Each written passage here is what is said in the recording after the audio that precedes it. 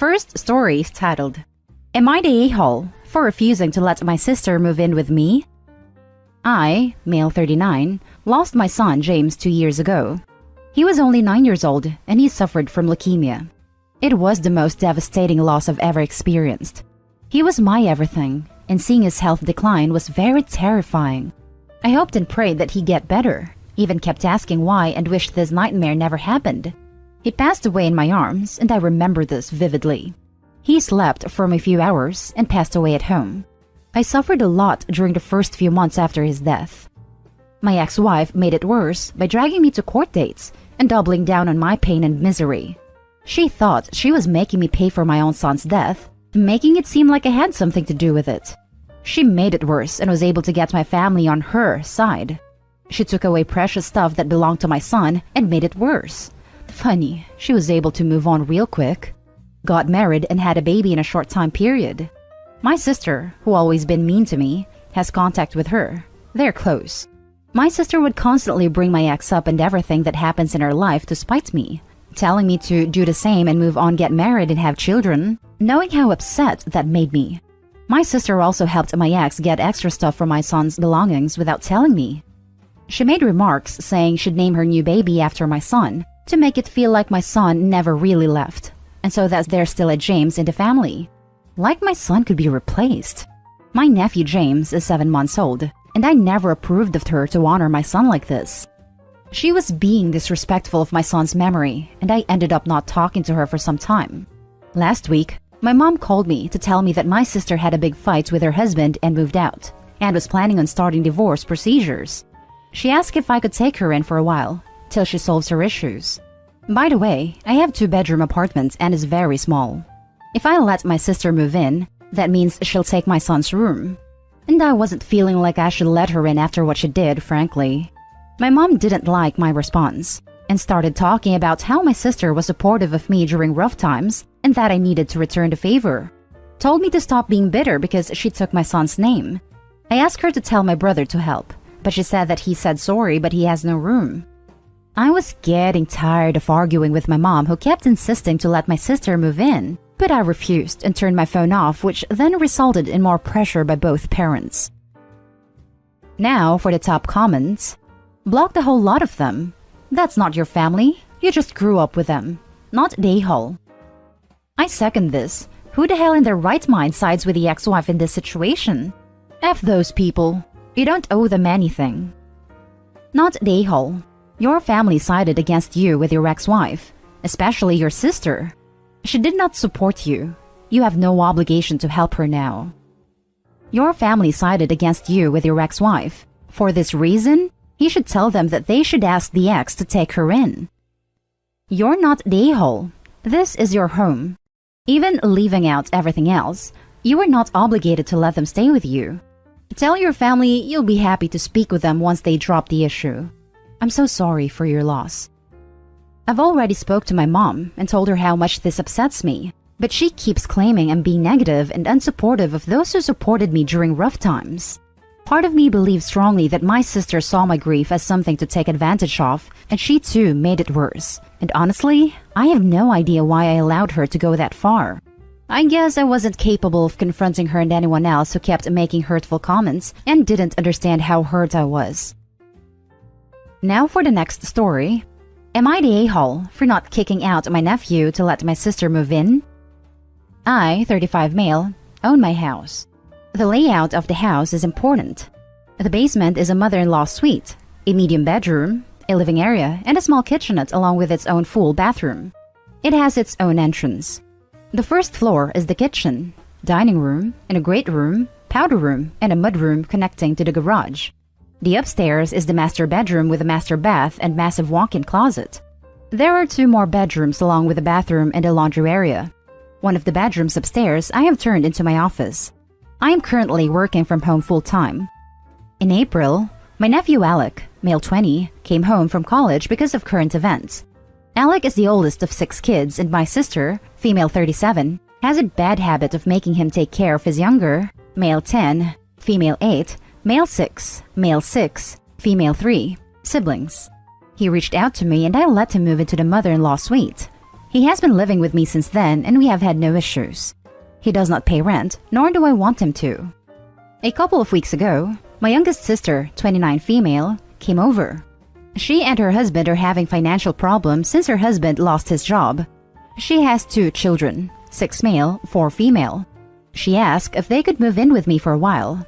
I told her that I didn't think it would work because I only have 1 empty bedroom and I don't think that 4 people would fit very well. She said that she figured she and her family would move into the mother-in-law suite in the basement. I told her no, that was my nephew's area. Well, she started throwing a fit about that, about how she needed room and he didn't. I didn't budge. I knew what was coming next, so I spoke with Alec, telling him what his aunt asked and telling him it was his decision whether or not to give up his space. Sure enough, she went to talk to him and he told her he didn't want to move upstairs. She started ranting about what an entitled a-hole he was and more. I should say that my youngest sister, let us call her Anne, has always been jealous of Alec. His mom was just 17 when she had him, so of course she was still living at home. Anne was the baby of the family until he was born. She was jealous of him since the day he was born. After she calmed down, she said fine, they would take my bedroom, using the walk-in closet as a bedroom for the kids. I said no to that, and also to giving up my office. Well, she started ranting about how I never helped her, and basically just yelling at me. I told her that I was not throwing Alec out of what we both think of as his space for her. Anne stormed out and started complaining to our family. My oldest sister, Alec's mom, thinks that Alec should move back with her and Anne should get the mother-in-law suite. My mom agrees with her. I told them all that they don't get to vote on what happens with my house. Now, they're all saying that Alec and I are both a-holes for not helping Anne. I think they are ridiculous, but I thought I would post here for outside opinions. Am I the a-hole? Now for the top comments. Not the a-hole. It's your house, and so you can do whatever you like with it. It's not your fault for your younger sister's problems, and she's not entitled to anything of yours. Why doesn't she stay with your parents? Why does it have to be you and not anyone else? Or even her husband's family? My mom does 2 empty bedrooms currently, but Anne and my mom have a difficult relationship. However, I agree that living with my mom would be a possibility. Not the a-hole. Your house, your choice. It's as simple as that. Would it be nice of you to shake up Alec and your lives to let her family move in? Of course. It's also super nice of you to let Alec live there in the first place. You are not the family hotel. And your choice to be one doesn't make you an a-hole at all. It's quite literally none of your mom or sister's business what you choose to do with your home. Even Alec is only there by your choice. None of them have any innate right to your space. Anne and Alec do not get along. Anne has been jealous of Alec since he was born, and she's shown it. Alec knows how she feels and doesn't care for her either. My guess, and I haven't asked him, is that if it had been someone else besides Anne, he might have decided to move upstairs. The next story is titled, Would I be the a-hole for refusing to bow to emotional blackmail? In order to maintain sanity, my wife and I have eliminated contact with our sister for the past few years. There has been bad blood between her and my wife for years, which spilled over to me when I lost my job and we decided jointly that I should be a stay-at-home dad until our children started high school. They started school and I went back to work full-time. There were several comments made, with alcohol involved, on my masculinity and lack of work ethic, which escalated one gathering with my mother-in-law and sister-in-law shouting at my wife, my kids in tears, and me saying I've had enough and I left and sat in the car. My family came out a few minutes later. Later, mother-in-law and sister-in-law decided the argument was my fault and that I should apologize to everyone there. I refused, and since then, it has been a constant barrage of tears and emotional blackmail from my mother-in-law on how I'm tearing the family apart. I have never said my wife and kids cannot attend family events with a sister-in-law. I just chose not to do so. To be fair, I'm not a saint and have made a few snide comments of my own, but they have always been in response to digs. So this year, mother-in-law issued an ultimatum. Either all of us, myself included, attend her family Christmas gathering, or my wife and kids are not invited. This is common of the emotional blackmail that's been played over the course of our marriage. My wife has always asked me to be the better person for the sake of our kids, but I'm really over it. So, if I refuse to attend, and thus ensure my wife and kids are not welcome, am I the a-hole? Now for the top comments. Not the a-hole. My therapist said something really meaningful to me. She told me a story about how her son threatened to hold his children against her, and how he was going to make it so she wouldn't be allowed to see them. She said the very first time it happened, she decided not to let it go any further and told him without hesitation, "Okay, that's fine. I won't see your children. I'm not going to let you dangle my own grandkids over my head. If you're going to treat my grandchildren like pawns, then I don't want any part in it." That's the first thing. Ultimatums like that are ridiculous, and it's clear that no one is going to be happy. Secondly, sometimes being the better person is not always truly being the better person. Do you want your kids in an environment like that? What if another fight breaks out at a tense family dinner? It's better for your own mental wellness, but most importantly, your kids' mental wellness to just discontinue contact with them altogether, not just for Christmas dinners. If they aren't completely awful, maybe they will realize that using families and real people as pawns wasn't a great idea. If they don't realize that, well then you're better off. Capitulating also models for their children that should accept mistreatments. Not the a-hole. Call her bluff. You should all stay home and have your own family Christmas. Start your own traditions. Tell your wife that you will not be bullied and manipulated by her family anymore. Tell her the price is too high. If they are going to punish their own daughter/sister because they like to control everyone, so be it. Your wife needs to learn to stand up to her family. They get away with their bullshit because everyone gives in to them. And is she going to kick out her daughter and grandkids on Christmas? That's a bigger tell than anything. Now for the last story.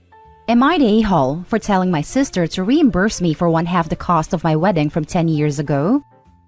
My younger sister got engaged a couple months before COVID. Neither of us are close with our parents, and we are the only siblings. I am 7 years older and more established in my career. My sister and her fiancé struggle financially, which is to be expected as they are just starting out. I am not rich by any means, but I've always done my best to help them when I can. Groceries, rent, etc. Because I know that they would never get any help from our parents. When they announced their engagement, pre-COVID, I was happy for them and offered to help them with some of the wedding costs and throwing a bridal shower. Then COVID hit, and all plans came to a grinding halt. My sister is incredibly impatient and doesn't think before she acts. She has asked about the bridal shower numerous times. I told her that we could not do this right now due to the pandemic, and also that my financial situation has changed and I would not be comfortable spending this money until my work hours were back to normal. I also have bills and kids that need to come first. She got angry that I was unsupportive just like our parents, which pisses me off immensely as I have done a lot for her, and decided to elope at City Hall a couple weeks ago.